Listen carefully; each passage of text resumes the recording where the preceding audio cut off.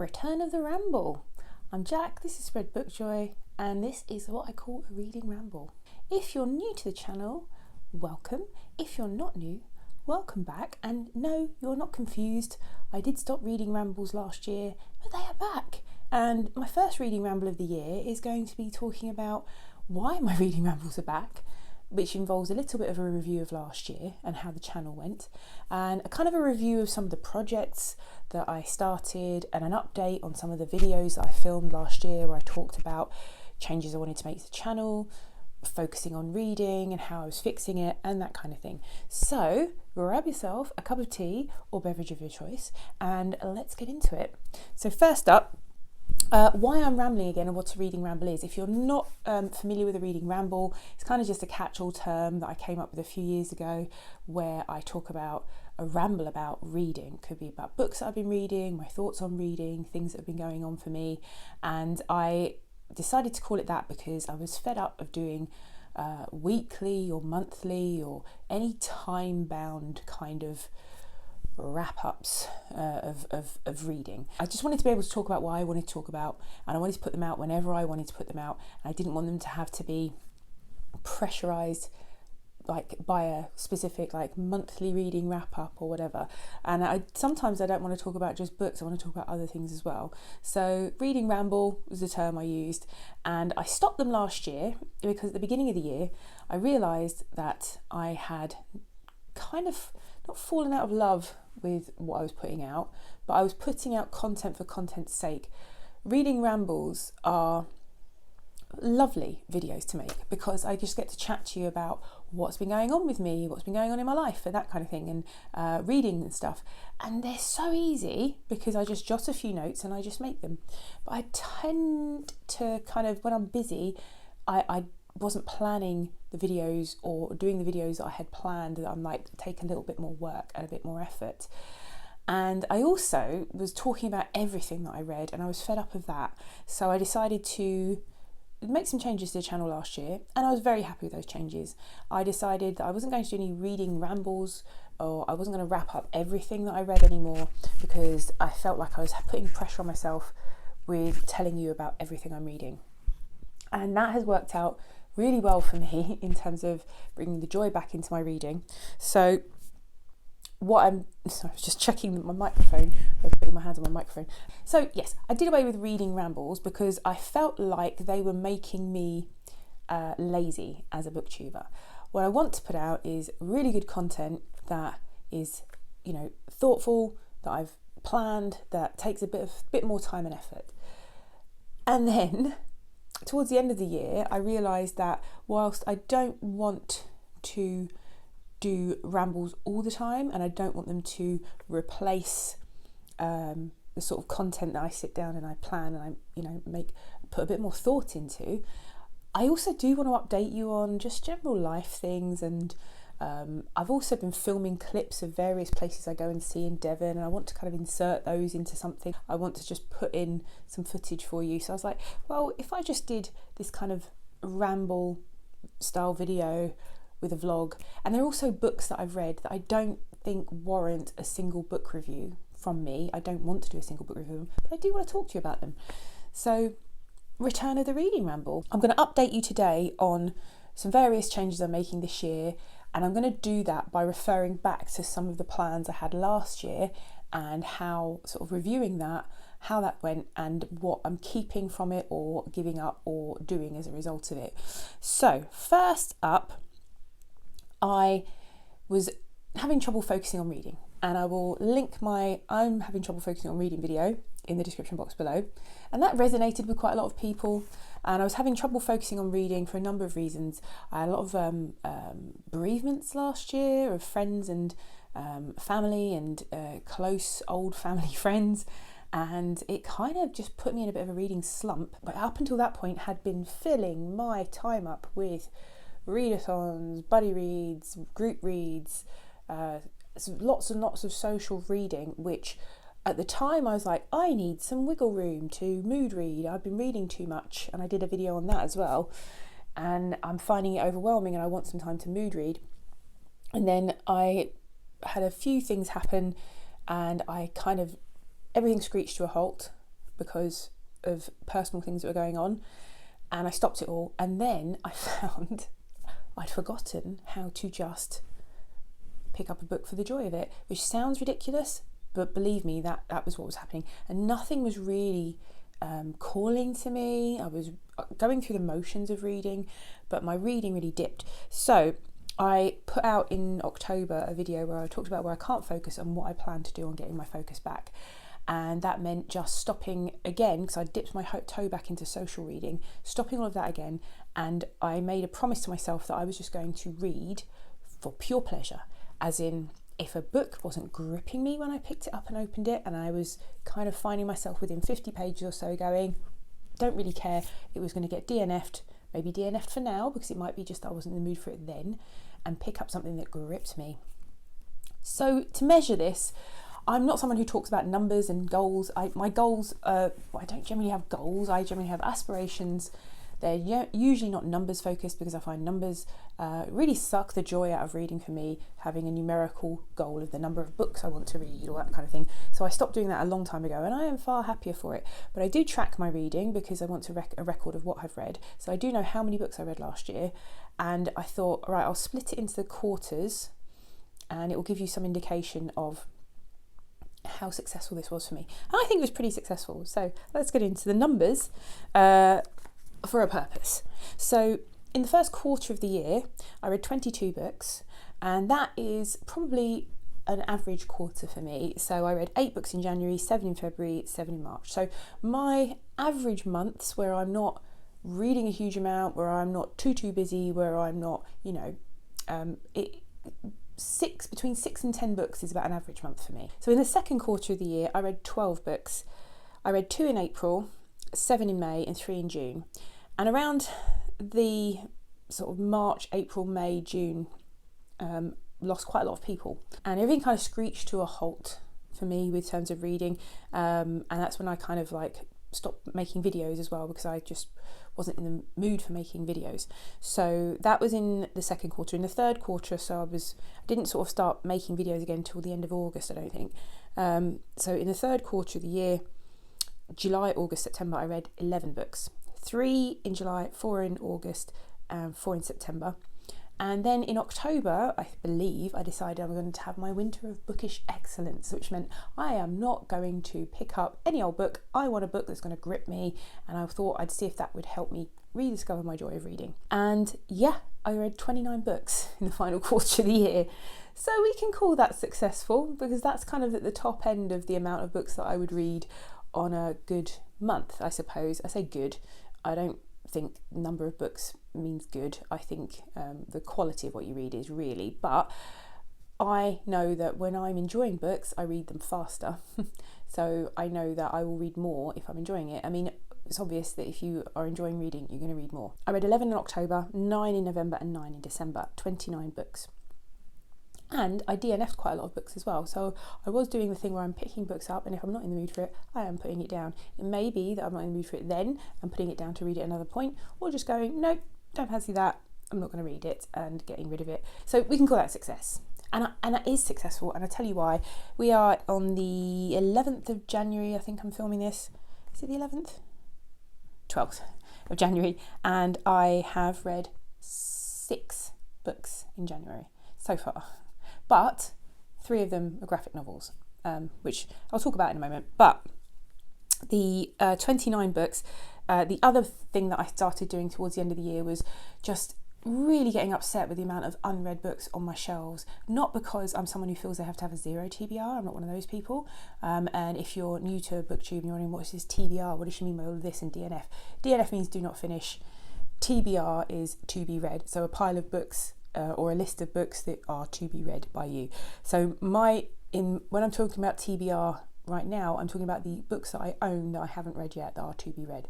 So I was getting very upset with the number of to be read books on my shelves and on my Kindle and on my audio, various audio subscriptions, and I decided to stop all my subscriptions. So I stopped Everand. I decided that I made a whole raft of things that meant that I was going to read what I own, because there's a great Read What You Own challenge running on BookTube. Lots of people take part in it. It's run by Ollie from Criminology, and every year I think I should do that.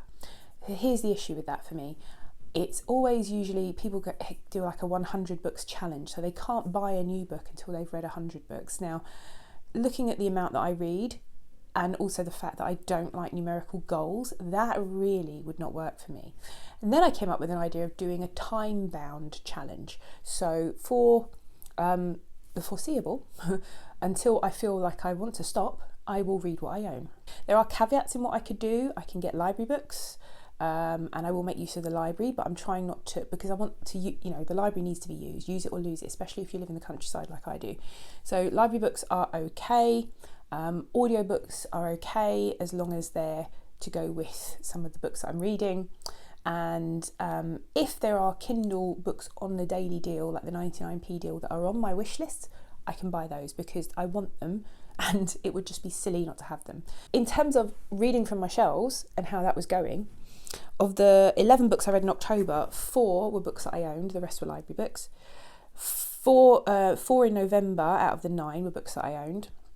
I had quite a lot of library books coming in that I'd put on reserve, so I was trying to read those. And then in December, of the 9 books that I read, all 9 were books that I owned, which I feel really good about. And this month, 3 of the books were books that I owned. The other 3 were library books because I've been reading the volumes of Saga, which, if you haven't seen my best of 2024 video, Saga Volume 1 is a graphic novel series, and yeah, it was just, I needed to read the next one. So they had them on Libby, and I've read the next 3 volumes on Libby. Yeah, I think it's been going really, really well. And I tell you what I'm really loving. I'm loving shopping my shelves. Absolutely loving it. Because I picked those books because they interested me. So there are tons of fascinating books on my shelves that I've just been dying to read, and now I'm getting to do it. The other thing that I've been really enjoying about this Winter of Bookish Excellence, I've not been doing any social reading, which I have missed and I have gone back to, but I've been able to retrain my brain into just selecting a book just because I feel like I'm going to select a book that I fancy that day, or that I could read in an afternoon, for example. So I've been doing a lot of, if I get a free afternoon, I'm just going to pick up a book that I could read in an afternoon. The other day I did that with this book, which I have to hold up with this arm, The Invention of Hugo Cabret by Brian Selznick, which is a 2007 Caldecott Medal winner and was a film by Martin Scorsese. Loved it, and you can read it in an afternoon. It looks big and heavy, but a lot of it is pictures. So yeah, I loved that. So I can just pick up a book and read it in an afternoon. I did that as well with Anne McCaffrey's Dragonflight, which has been on my shelves for a while, and I'll talk about that because one of the other ways it's making this Read What You Own challenge really fun for me is the Read Good challenge. So Ben Reads Good, amazing channel and lovely person. Ben Reads Good, he basically does this Read Good challenge. He started it last year and it was so fun last year, and I was so wrapped up in everything else I was doing I didn't take part. However, it's perfect for a Read What You Own challenge because he has a variety of challenges, and I'll link the story graph challenge in the description box if you want to go and have a look at it, and Ben's video. And you have to pick books based on the prompts.